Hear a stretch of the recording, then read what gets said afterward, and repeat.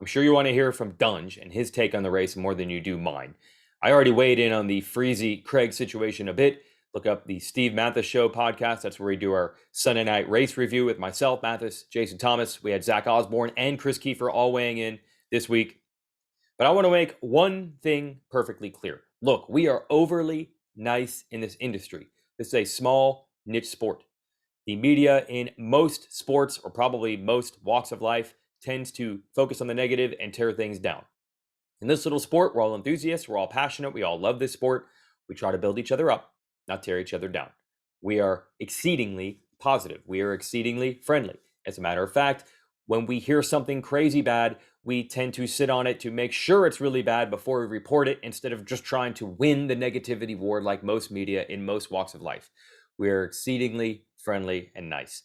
And because of that, you probably get frustrated because you see with your own eyes every Saturday night on TV, or if you go to a race, what happens with Vince Friese on the racetrack. Every once in a while, there's a crazy bad situation. And when there isn't, you see riders afraid to pass him because they are afraid of being involved in those crazy situations. Now, I've been criticized at times by the owner of his team, Mike Genova. He says we focus too much on the fireworks and the drama with Vince and not enough on how good a rider he is. And I take umbrage with that because, again, we try really hard to focus on the positive, not the negative. And if you think about it, if we wanted to go all in on Vince every week, we could do a lot more than we do, because you can see every week that there's a train of riders behind him afraid to pass him because they don't know what's going to happen.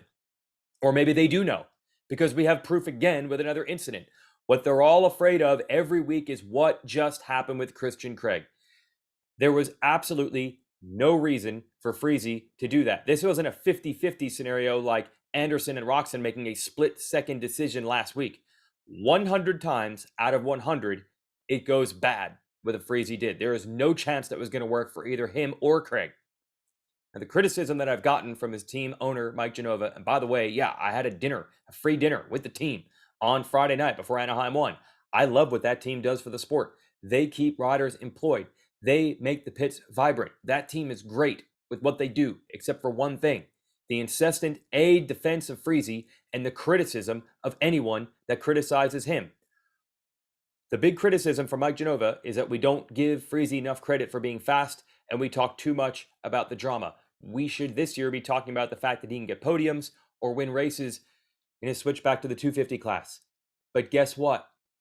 He didn't get a podium on Saturday night, and he should have, because his own drama cost him his own podium. There was no need for that move, and it hurt him actually more than it hurt Craig. Right? So that's why we talk about this. And I've got plenty of data. You can go through the pits. If I had a survey and said, are you afraid to pass Friese? I would imagine that well more than 50% of the riders would say yes. And also, when a high-profile scenario like this happens, old stories come out of the woodwork. Riders that used to race with him, or riders that are racing with him now.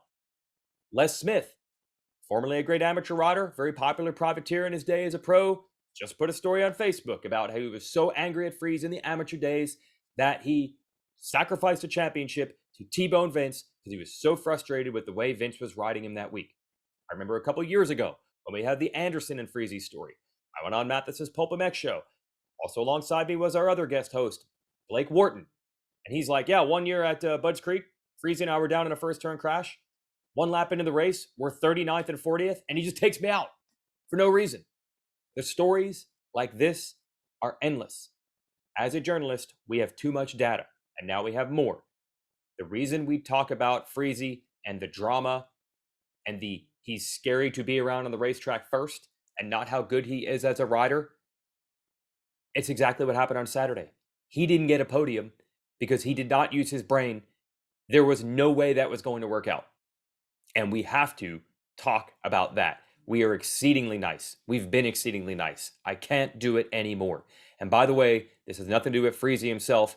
He hasn't approached me on any of these topics. It's more the people around him that talk about it.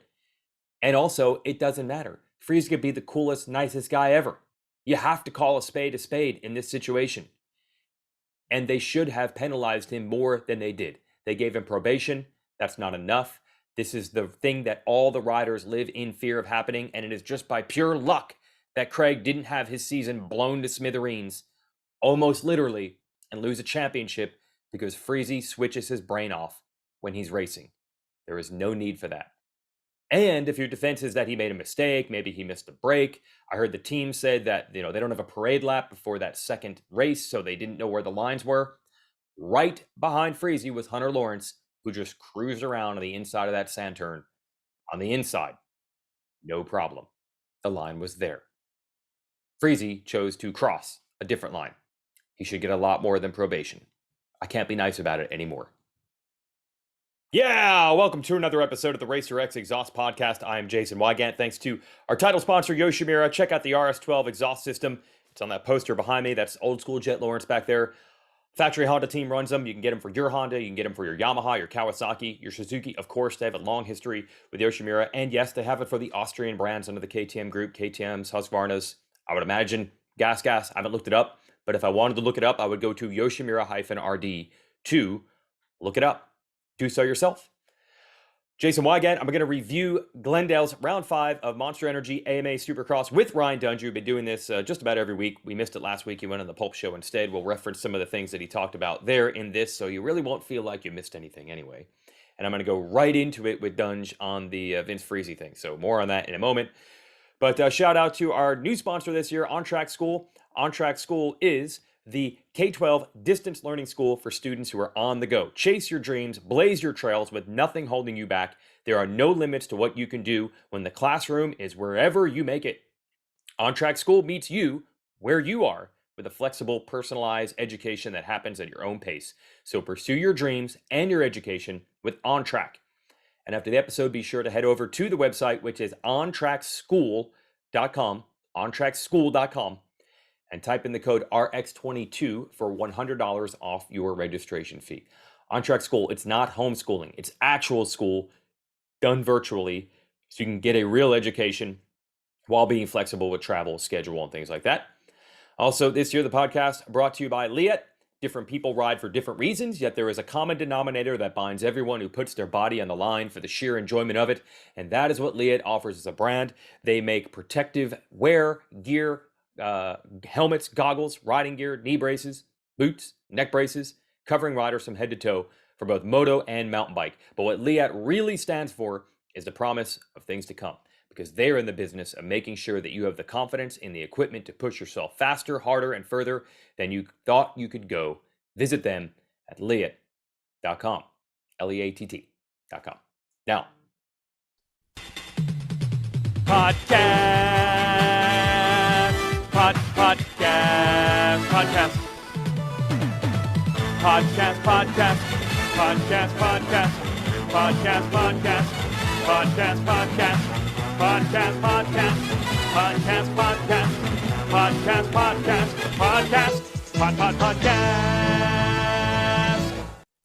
We're back. We're back with Ryan Dungey. Yeah, have a cup of coffee. I got the Racer X tumbler. What do you got?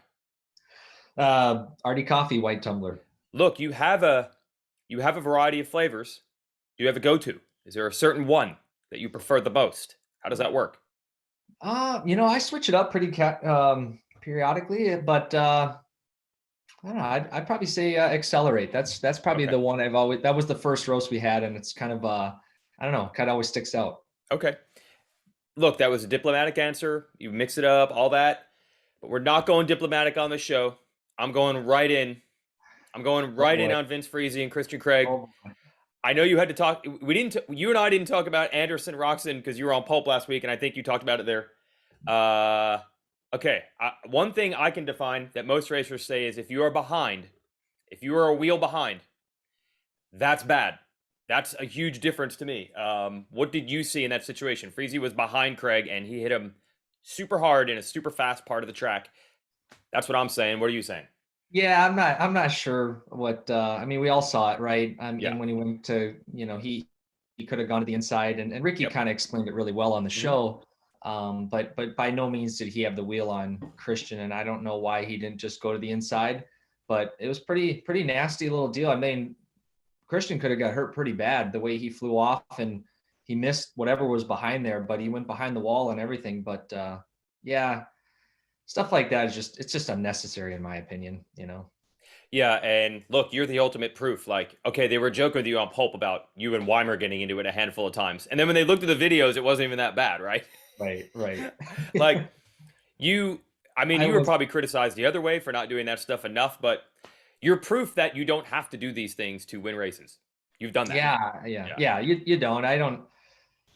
You get you make enemies, right? I mean, Yeah. Friese not so much in the championship, but when I see some of these guys starting to take people down, well, like what happened at San Diego, right? Like what Barsha did to Justin Yep. Bogle, Mhm. and then it's like, well, you kind of ruined your night, and Yeah. for what? But it's when you're in the heat of the moment, you're racing. Maybe some guys aren't thinking as clearly about stuff, so give them the benefit of the doubt, I Yeah, guess. and I think that's the huge X factor. It's like, what was he thinking? He probably wasn't. He was just, I'm going to go into this corner as fast as I can. That's all I'm doing. Yeah. And whatever happens, happens. Yeah. Yeah, we all process things differently. Yeah. Your old mechanic, Carlos, when Cooper Webb went over there, Cooper was a pretty salty guy. And he told me, he's like, look, I worked with Dunge, I worked with Millsaps. They never got into it with people. Like Carlos told me, his philosophy is it never in the long run works in your favor to have enemies. So did you talk to him about that, or did he just never need to because you weren't going to do that anyway? But that's his philosophy. He's pretty With clear on it. Carlos? Yeah, Carlos. Yep. Oh yeah, we chatted about it quite often, but Yeah. the one scenario I remember I found myself in that I had to really, and it was a misunderstanding between me and Chad and Yep. what happened at Detroit and then Oh in yeah. St. Louis. Yep. And then so I'm thinking, well, I don't want this guy getting in my way of the championship, so I Sure. better go smooth it over. And so Yep. we talked about it, aired it all out, and we were good. A championship. If the guy has nothing to do with the champion, if you're if you're two top contenders, you're taking each other out. That's one thing. But another guy who doesn't have anything to do with the championship that could jeopardize it, yeah, that now you got to clean that. You don't want to start that. Yeah. So Hey, when yeah. you race certain riders, did you think about that? Like, most guys are probably the same, but are there certain guys, you don't have to name names, that you're like, I got to be a little more careful with my approach here? Oh, for sure. Yeah. Yeah. I mean, we all kind of as riders, yeah, for sure. You don't you try not to leave the door wide open, right? I mean, if you're Yeah. going to leave the door open, somebody's going to take the line. That's one thing, but you also gotta.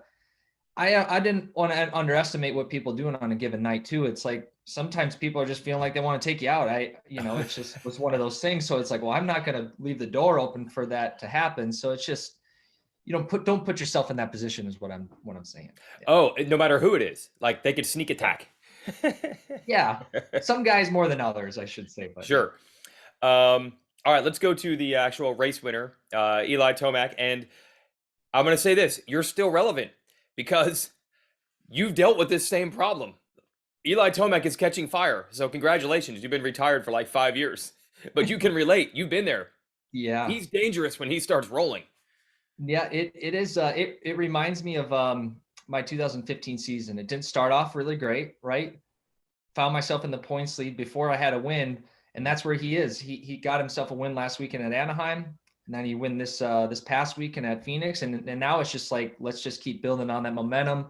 It looks like he's driving with the bike. The settings are good. He's getting better starts. Like I mean, he's really buttoning up on all angles, and looks like him and the team they got a pretty solid program going. So now he's gaining that momentum, and it's tough for all the other competitors if he's going to keep running away with that. And we all know Eli, when he's in a good spot, it's when he catches on fire, he pretty much stays there. So Yeah, that's what I'm getting at. You actually lived this.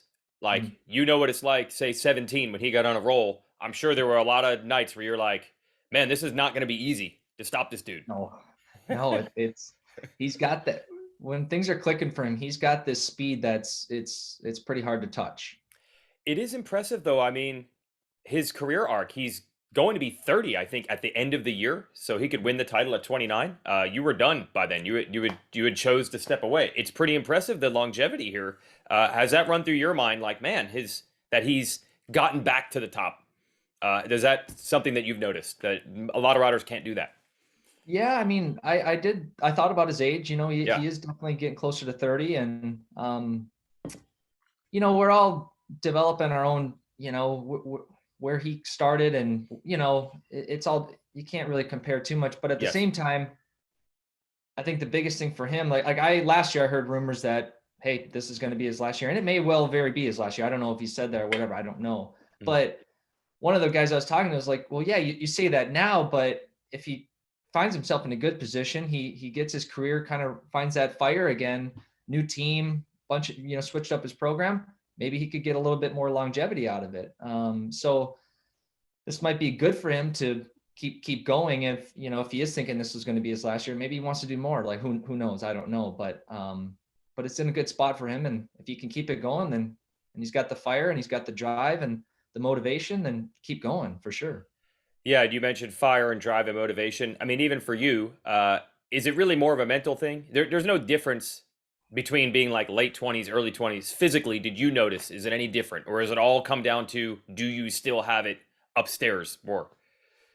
Yeah, I think the biggest thing is just mentally being there. I think we talked on the Pulp Show last week. It's like the heart is always there. Like I still have the passion for it. I loved what I did, enjoyed the heck out of it. It's like the mental side started kind of shutting down, and it's where you're at, and it's hard to really put into words, but I think if he's in a good spot, if he's got the fire, your head's got to be in it. That's for sure the most thing. If you enjoying what you're doing and those goals, if you keep setting those goals to accomplishing more, I'm sure he wants another 450. He wants to back up that, hey, I got my first title, I want to do it again, so there's still that fire for him to keep going.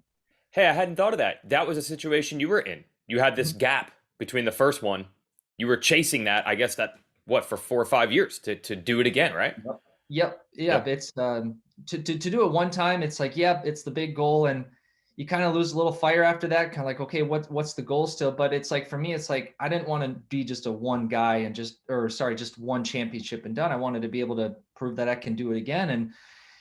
And so I think that's where my fire started going out a little bit. It's like, you did a third time, a fourth time, which wow, what a great position. But I think for Eli, it's like, there's still that fire to keep getting more championships, especially Supercross. He's got a good bit in outdoors. So I think he's in a good spot. I do believe he'll, if he can finish this, you go out the rest of this year, be strong this year. Yeah. Gonna keep going for sure. Yeah. I think he said he has an option to race next year. And, I'm sure he's like, I'm going to focus on, each Saturday before I start thinking about 2023. But yeah, he definitely looks good. Are you concerned at all? Like, look, it's not going well for Cooper Webb. This is really weird to see this. He's been like the 8th best guy a couple weeks in a row. Yeah. Got any thoughts on what you're seeing there? It is strange to see this. It is. I'm not sure, because I'm not like in it every single weekend, and of course I'm in touch with the team, but Cooper, that's his personal program, and I'm not involved in that by any means. So when I see it, the setup looks good, decent, but it just seems like for him, something's not firing, something's not clicking. It's like he doesn't have that like when I'm watching through the TV, it's like, where's that intensity? Where's that drive? Where's that driving forward through the rhythm sections? And he just looks a little bit like he's conservative, and I'm not sure what that is. It's hard to really say. It could be a lot of different things. Is he burnt out? Is he tired? Is he I don't believe it's a in shape thing. I mean, he's a strong dude, and it just looks like he's just kind of going through the motions a little bit right now. But I don't want to be too harsh or critical on him. Yeah. No doubt about it. But to be 8th place, 7th, 8th, 5th, 6th, getting past, it's like, yeah, he should be right up there in the mix for sure. Passing guys to the front, the way he's dropping back, that's not normal. Yeah. And you know what? He thinks that too. It's not like we're saying stuff that's out of hand. I'm sure he wasn't going into the truck at the end of the night, high-fiving dudes, saying, top 10, we're good. No. So it's tough. And that's actually going back to that Tomac and even you thing. Like, that's how you guys are. Like, once you get that taste, right? like, you're not satisfied probably even with second. I know people think you were because you were consistent, but you were not high-fiving for seconds, I'm sure, let alone 8ths. Ever? No. If you didn't win, it was like, if you won, it's like, man, we accomplished it. We got it done tonight. Like, you enjoy it. And if you got second, it was like, gosh, dang it, you beat yourself up. You're going back. Can't wait till next week. And it's just like, it's funny. And we were even on the Pulp Show, we were talking about this last week. It's like, now we look back like, dang, second, that was a good night. But back then it was like, no, that wasn't a good night. No, it's tough. Like, yes, I always say this. You want to win, You guys are doing what everybody wishes they could do. You're going to pay good money to travel the world and race a dirt bike and have people around you to try to help you. And you really can't appreciate any of that unless you win the race. If you don't I win the know. race, you have zero appreciation for any of those cool things that most people would like kill to have in their Yeah. life. Yeah. No, yeah. People watching from the T are like, look, he's complaining, he's pissed off, he's down, he just made a bunch of money, he had a good finish, like, Yeah. but Do when you're in it, you get lost. We got to keep the perspective. yes, yes. There was even a time where you were considering coming back. Do you think you would have been able to be a little bit, if that had worked out, do you think you would have been able to be a little better at living both things, like still be competitive, but still soak it in a little bit? Or is it not possible maybe to do those two things at the same time? I want to say yeah, but knowing me, it's like I would have just got sucked right back into the whole. I thought of that too. I was like, okay, are you going to be able to keep the balance here? Are you going to? And I'm like, nope. Like I'm all in. Everything else in my life would have, Mhm. you just it. The sport is tough because it wants to just take first place in every day, and so you got to keep it in this balance. But to be able to be at that top level, it's a lot of thinking, it's a lot of testing. It's you're constantly calling. I'd call Jim, my suspension guy, all the time. I call Roger. We're calling each other Sundays after the race. What do you Yeah. think? How are we going to get better? What can we do here? And it's a constant evaluation of like, how do we get better? How do we get better? So, and that's what's fun about it. That's the challenge. And but it also takes a lot of time and energy, and it's all consuming. Yeah, yeah. Oh, so would it be okay? It's one thing to talk to the guys on a test day or at the racetrack, but would there just be like you're at a grocery store or you're going to bed at night and all of a sudden like an idea pops in your head? Would that happen? Oh yeah, yeah. You think about it nonstop. And then you call these guys like randomly, like, "Hey, I just thought of something." Yeah, yeah. Sometimes like you trust what every guy does, right? The Hmm. suspension guy, the engine guy, like, hey, Yeah, that's their expertise. They know the best. But you dissect things, try things if it's I really never had to get too crazy thinking that stuff because the team was already like coming up with ways we could try different right. things. And that's, things that I had not a ton of knowledge of, understanding the ins and out of each. I was, hey, put on the bike, test it, let's see how it feels, right? So Right. Yeah, you know that on the Tomac topic, the words they keep getting out of why he switched it, it's like freedom and control. Like he has more freedom to try more things. And I know on the outside fans would be like, well, that's so dumb. Why wouldn't a team always give a great rider everything he wants all the time? But the push pull is that sometimes the teams are like, no, man, look, we've tried that direction. We already know that you're going to waste your time if you go there. Like this is the window where the bike works best. We know if you want to try something over here, it's just not going to work. So is that what you're saying? Like you have to know sometimes that your team, you got to put it in your team's hands. It's not just as obvious as just let the rider do whatever he wants all the time. yeah, if you left it up to the rider, 9 times out of 10, you and the whole team are going to be lost.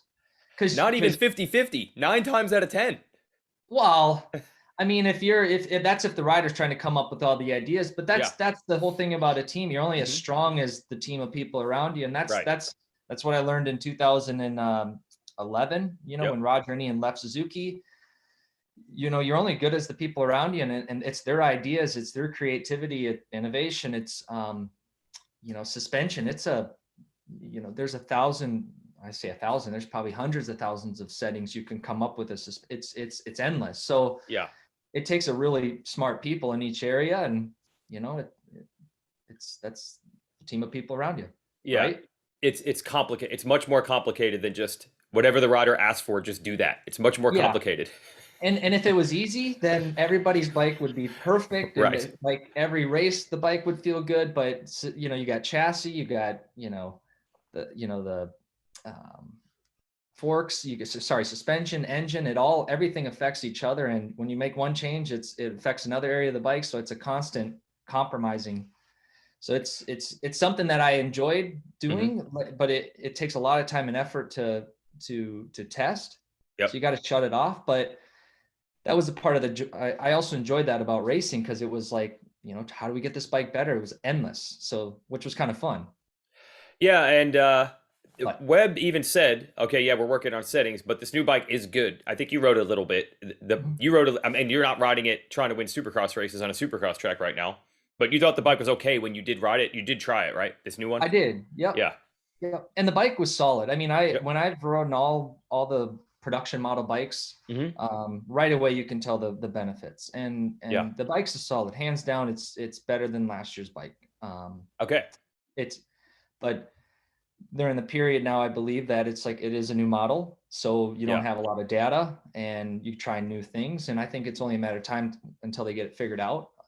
But that's the tough thing about a new model. Sometimes you hit it, you nail it. You're taking a production model, and then you're also putting on factory suspension, your settings. So you're making a lot of changes within the model, and now you got to fine tune all those areas, and that's the challenging part. And what's crazy about this sport, it's the weirdest thing. Like, I literally just got a new bike and I went riding. I rode it for the first time on Sunday, and I'm like I'm terrible, Dunge. Like, I'm terrible, right?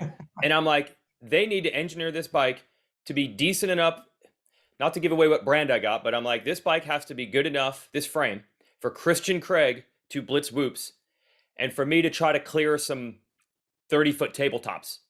Yeah. Like, it's a production bike that I'm gonna ride. And if they make it mega stiff and make it perfect for whoops, and yes, you can change suspension, but the chassis has to be similar. That's really difficult. Like, I'm sure as a race side, you're like, we want our bike to be better in whoops and triples and on-offs and quads. And then there's a guy like me who's like, I'm gonna ride it in the woods a lot. That's crazy. Yeah, it's a big scale that thing's got to perform on every level. But yeah, I mean, the chassis, the linkage, the ratios. Yeah. I'm not smart enough to figure that out. I never understood it quite, but there's people smart enough to figure it out. So, hey, yeah. True or not true? At the end of outdoors, Roger already told me this, so I already know the answer. He said he had you come in and ride after the final national, and he said you're about as fast as anyone that he saw ride that year, including his own current factory riders. No. True or not true? I was putting in a lot of time riding last summer. And so when I got up to California, I wanted to make sure I was in a good spot to at least test and push the bike to the limits it could be. Yeah. I don't believe so. I mean, it's easy to watch somebody at a practice track, whatever, but it's a whole nother story to go racing. But yeah, I appreciate that, Raj. Thanks. Oh, okay. Well, look, they weren't at the stopwatch going, all right, you're only 5 seconds off of the current guys. Like, you were on it. Yeah. That's crazy. That's crazy. And what's funny is, I think most people would think of Supercross as super risky. But when you wanted to come back, you wanted to ride Supercross. Like, you don't consider it, like, if you know what you're doing and you're in a good place, it's not like, no, man, that's for 25-year-olds. That's too sketchy. Like, once you've got it, you've got it. Yeah.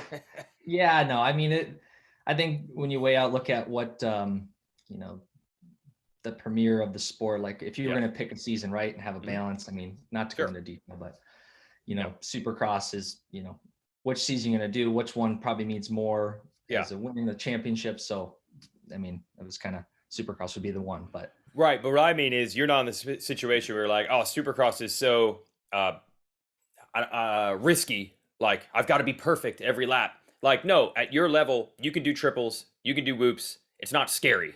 Like, you can just jump right on and you can do it. No, there's definitely tougher obstacles. You definitely have more challenges, whether it's rhythm lanes or whoops and stuff, they definitely give you more fits. But I think the biggest thing is just as a rider at that level, you know what you can and can't do, stay within your limits. And I think that's the, if you don't feel comfortable doing a rhythm lane or whatever that is, stay within your limits. It's risky when you're out there riding it's more risky when you're out there riding in fear and being scared, but we put in a lot of time and hours, so it's not like we don't know what we're doing too. So that's exactly it. For you, it's just muscle memory. Like, it seems crazy to jump a triple or do an on-off, but it's probably crazy to me. It's probably not that crazy to you because you've done it 10,000 times. Yeah. It's like for sure. You hit it on the nail.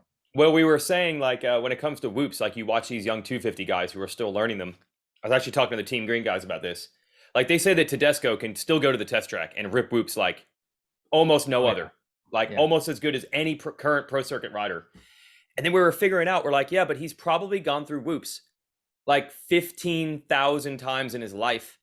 And these other guys have probably gone through them like 500. Tedesco has seen every type of whoop build, the way it can break down, the way it can be cupped, the way it can be rutted, the way it can be V'd out. He's done it on every type of bike, every type of setup. Like, for him, there's just like, I'll just do this calculation in my mind. I'll just do this, this, and this. Like, it had to, for you, I would assume same thing. You do so many laps and it just starts becoming like normal. It's not even crazy. Yeah.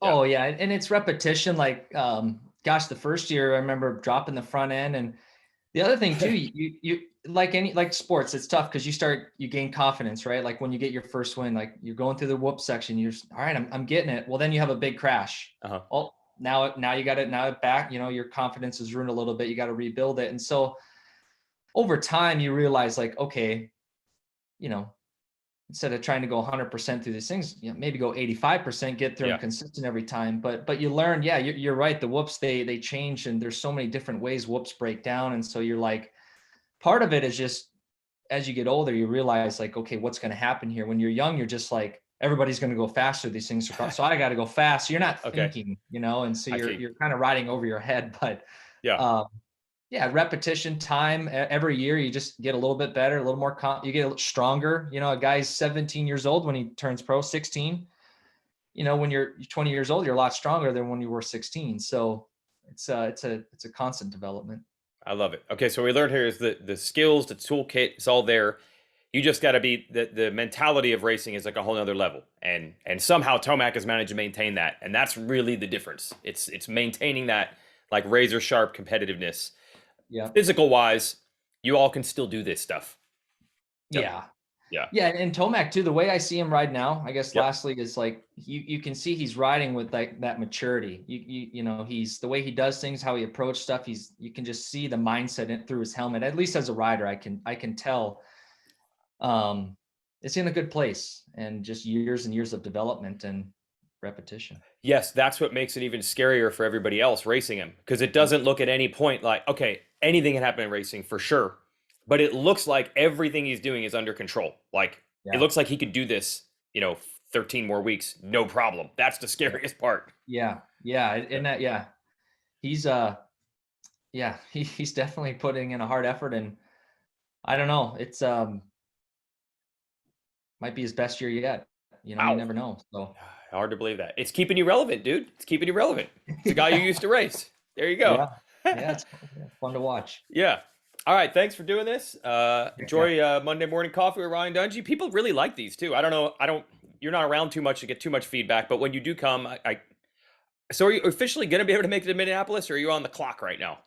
Well, unless the baby comes that same day, of course I wouldn't be there that day, but I mean, as of now, everything's looking good to go. So we got about 2 more weeks, 2 weeks from today, the due date. So just kind of hanging low, hanging tight here and waiting. Okay. Yeah. Great timing. The due date is right around the time that the race is in town. And congrats on the St. Jude thing. They really pushed that hard at Supercross this weekend. And 60 grand more raise. Is that what I saw? Yeah. We did raise more through the foundation, but the beneficiaries of the foundation are St. Jude and All Kids Bike. But we wrote our first check to St. Jude for 60 grand. So huge thanks to our partners, founding partners, donors, fundraisers, everybody. And I'm super pumped. It's we started this thing in June, and I didn't expect to be this well off, get off to such a good start. But huge thanks for everybody for the support. Yep. Yeah, an All Kids Bike, just basically getting kids on bicycles, on striders. That's a really cool thing for kind of giving back to the industry a bit, get more people that eventually ride bikes. Exactly. I mean, with my background, it's like, man, I look at my life, what two wheels did for me. And so the fact that some of these kids won't even get introduced to a bike. So this program, All Kids Bike, allows them, it puts them in schools, gets these kids the opportunity to ride 2 wheels, and hopefully sets them on a pathway for, all the possibilities that 2 wheels brings, or just even getting them out of the house and not playing video games all day. That's right. Definitely benefit of that. All right, Dunge, we'll chat again, and maybe we'll see you in 2 weeks. We'll see what happens. Heck yeah. Look forward to it. Thanks, Jason. All right. See ya.